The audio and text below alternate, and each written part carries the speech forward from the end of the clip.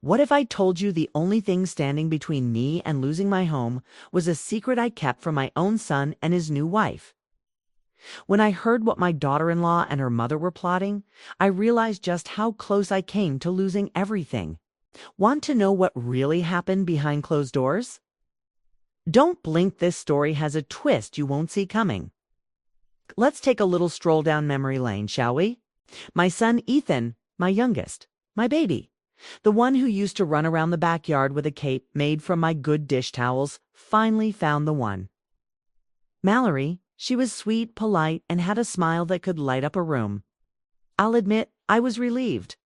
After a string of girlfriends who couldn't boil water, I was just hoping this one could cook more than microwave popcorn. The wedding was a lovely affair. All twinkle lights and wildflowers, and I was genuinely happy for them. But as any mother knows, the real adventure starts after the honeymoon, when Ethan and Mallory asked if they could move into my house after the wedding. Didn't hesitate. Of course I said yes. I wanted them to have a good start. And with the way rent prices are these days, who could blame them for wanting a little help? But when it came time to talk about the details, whose name would be on the mailbox, who'd be responsible for what, I felt a little tug in my gut.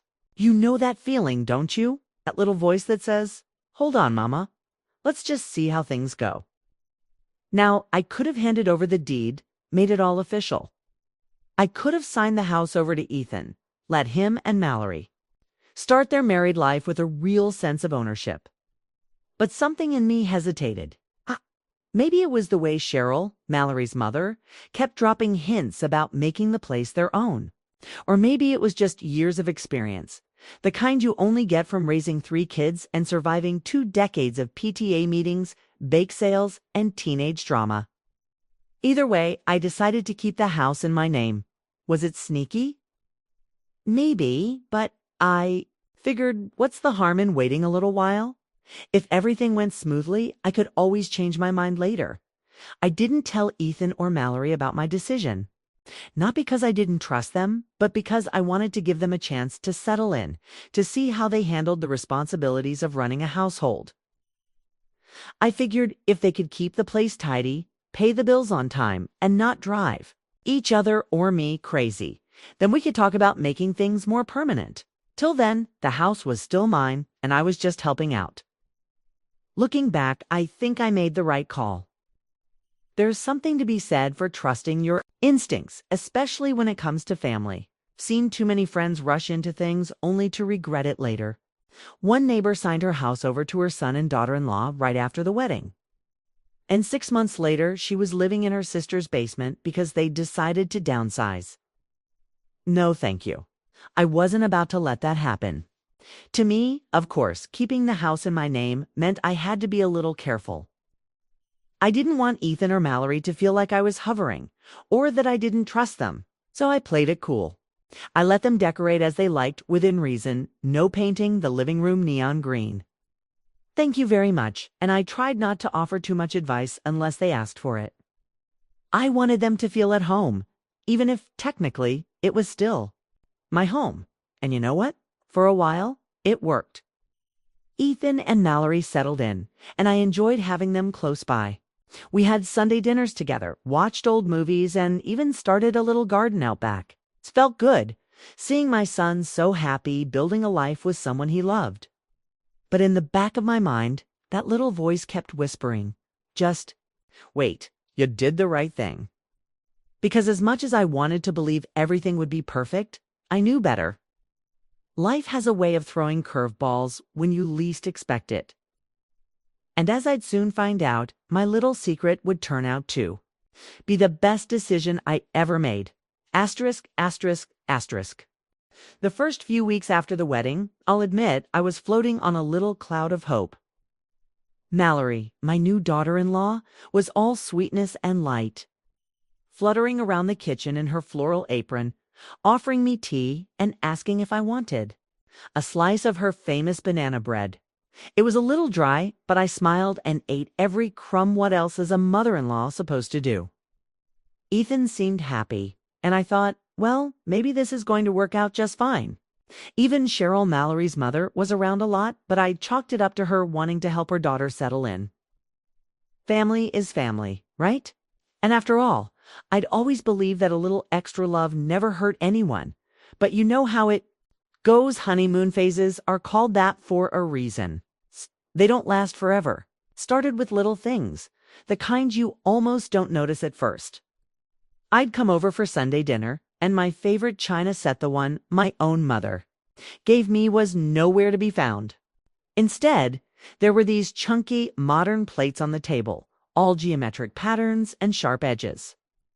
I asked Mallory about it, and she just smiled and said, "Oh, I thought we'd try something new. The old set is in the cabinet."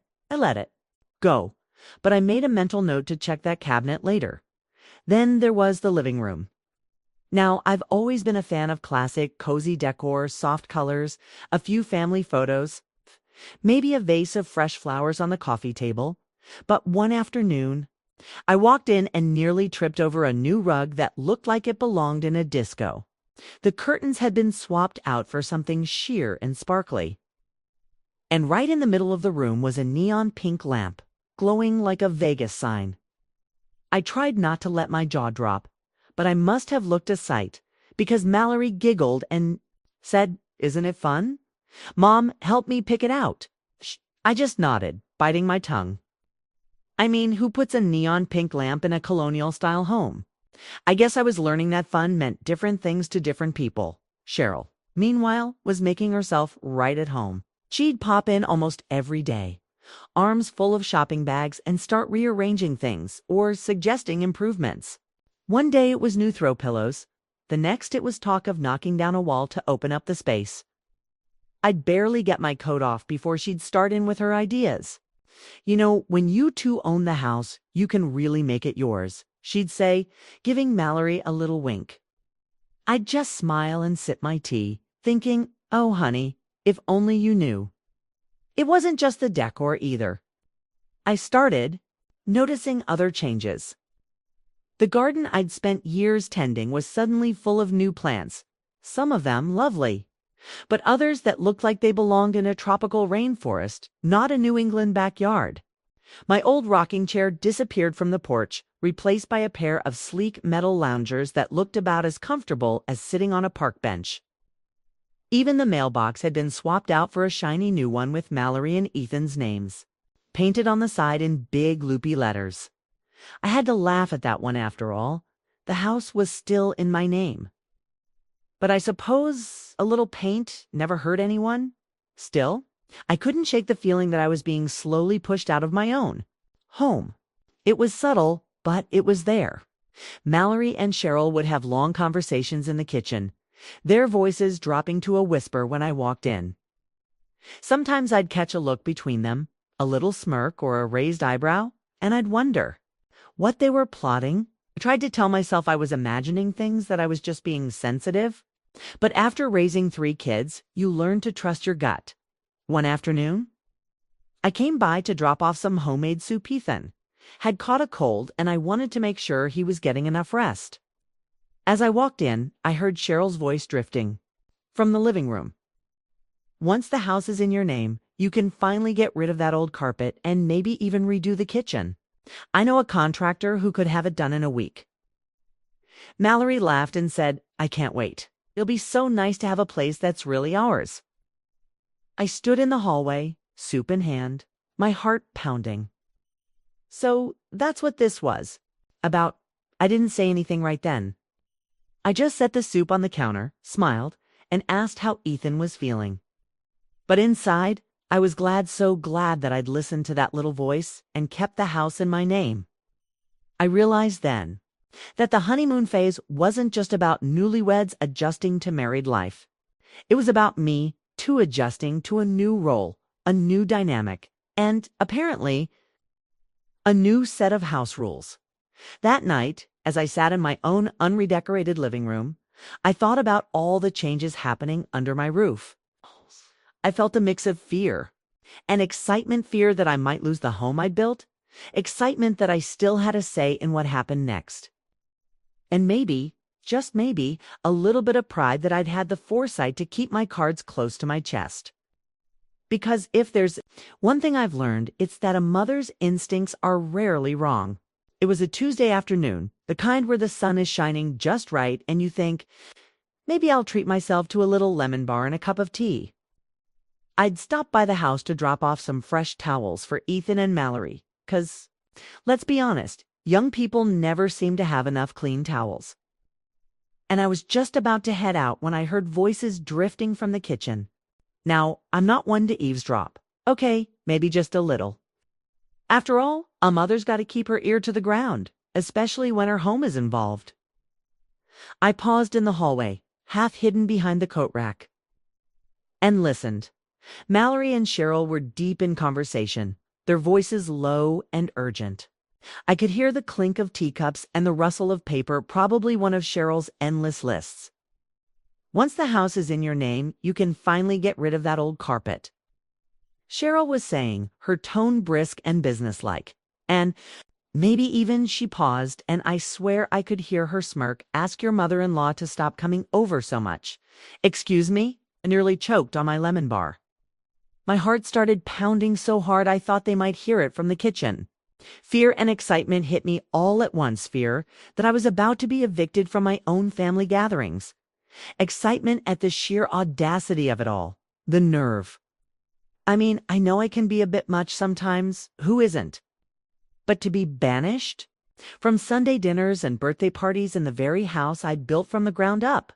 That was a new one, even for me. I stood there for a moment, frozen lemon bar crumbs clinging to my sweater, trying to decide what to do. Part of me wanted to march right in and give them a piece of my mind. But another part, the wiser, more seasoned part, told me to keep quiet and see how this played out. After all, I still held the trump card, and they didn't even know it. The rest of the week passed in a blur. I found myself replaying that conversation over and over in my head, wondering if I'd misheard, if maybe Cheryl was just joking. But every time I saw her, she gave me that same tight-lipped smile, the kind that says, I know something you don't. Mallory, too, seemed a little more distant, a little more preoccupied. Ethan, bless his heart, was oblivious to it all, happily tinkering in the garage or watching football in the den. Then, just when I thought things might settle down, Mallory and Cheryl asked if we could have a family meeting. Now, I don't know about you, but in my experience, nothing good ever comes from a family meeting. Still, I agreed, curious to see what they had up their sleeves. We sat down in the living room, me on my favorite armchair, Mallory and Cheryl perched on the edge of the sofa, all serious and businesslike. Mallory cleared her throat, glancing nervously at her mother, who gave her an encouraging nod. So, Mom, Mallory began, we were wondering, when are you planning to transfer the house to us? There it was, the question I'd been waiting for, delivered with all the subtlety of a sledgehammer.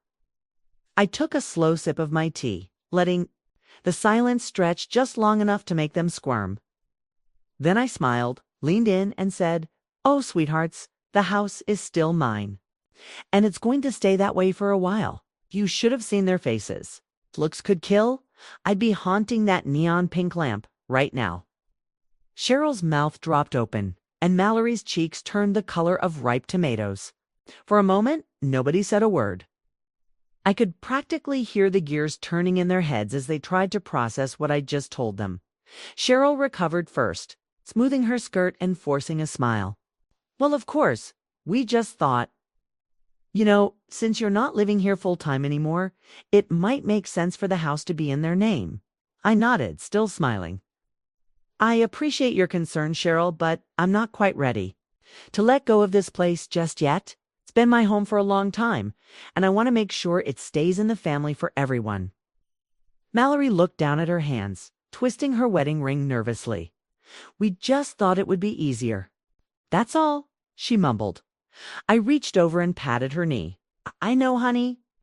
And maybe one day when the time is right, we'll talk about it again.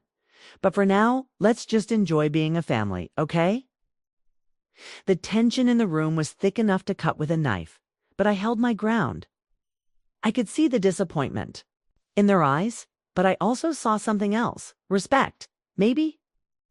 Or at least the realization that I wasn't going to be pushed around. I'd spent too many years building this home, too many years making sacrifices for my family, to just hand it over because someone else thought it was time. After that day, things changed.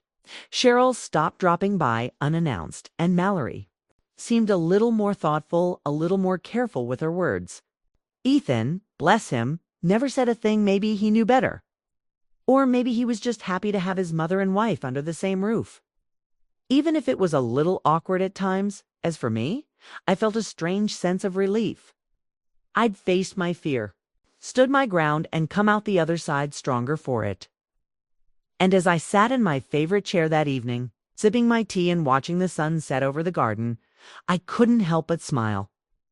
Sometimes a mother's instincts really are her best defense. After that little family meeting, you could feel the shift in the air.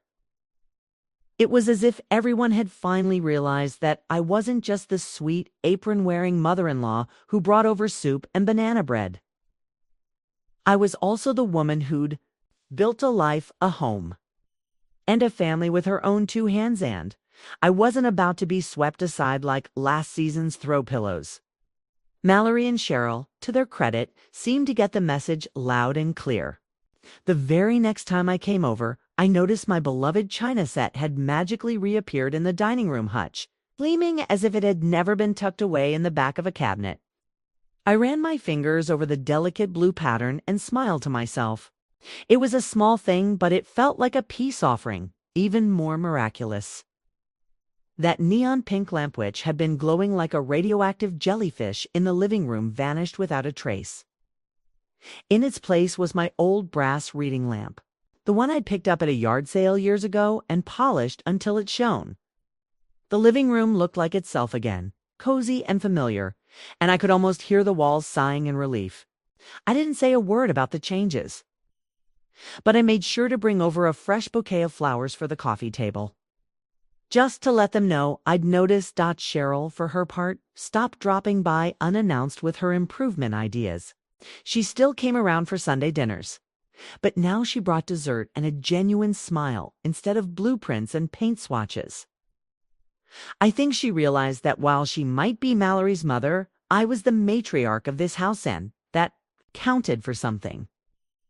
Mallory, too, seemed to relax. She started asking me for advice about the garden, or how to get stains out of the good tablecloth, and I could tell she was trying to build a bridge. I appreciated the effort. After all, I remembered what it was like to be a young wife, trying to make a place your own while still honoring the people who came before you. Ethan, bless his heart, remained blissfully unaware of most of the drama. He just seemed happy that everyone was getting along again, okay? And I didn't have the heart to fill him in on all the behind-the-scenes maneuvering. Sometimes ignorance really is bliss. We settled into a new routine, one that felt more balanced and respectful. I still came by with soup and towels, but I also made sure to give them space to figure things out on their own. And when Mallory and I sat together on the porch, sipping iced tea and watching the sun set over the garden, I felt a quiet sense of satisfaction. We'd weathered a storm and come out stronger for it. Looking back, I realized that keeping the house in my name wasn't just about protecting my investment or holding on to the past. It was about trusting my instincts and giving myself the space to see how things would unfold. Sometimes a little mystery and a lot of backbones. A long way. I didn't need to lay all my cards on the table right away. By holding back just a bit, I gave everyone the chance to show their true colors and to learn a few lessons of their own. And you know what? We all found a new respect for each other. Mallory learned that making a home isn't just about redecorating or changing the name on the mailbox. It's about honoring the memories and traditions that came before. Cheryl learned that sometimes the best way to help your child is to step back and let them figure things out for themselves. And I learned that it's okay to stand your ground, even when it feels uncomfortable. In fact, sometimes it's the only way to protect what matters most. Now, I know I'm not the only one who's ever kept a little secret to save her sanity. So, ladies, let me ask you, have you ever had a gut feeling that turned out to be right? Or held on to a little mystery, just to see how things would play out? Maybe you've had your own run-ins with a daughter-in-law, a son-in-law, or even a meddling neighbor who thought they knew best. If so, I'd love to hear your stories. Drop them in the comments below. Let's swap a little wisdom and a few laughs. After all, we're all in this together. And if you enjoyed this little tale of family drama, secrets, and a dash of mother-in-law magic, don't forget to hit that subscribe button. Trust me, I've got plenty more stories where this. One came from some funny, some a little bittersweet, but all straight from the heart. Because at the end of the day, we're all just doing our best to build a home, keep our families close, and maybe, just maybe, hold on to a little piece of ourselves along the way. So here's to trusting your instincts, standing your ground, and never underestimating the power of a well-timed secret. Thanks for listening, and I can't wait to hear your stories too. Until next time, keep your chin up, your tea hot, and your secrets safe.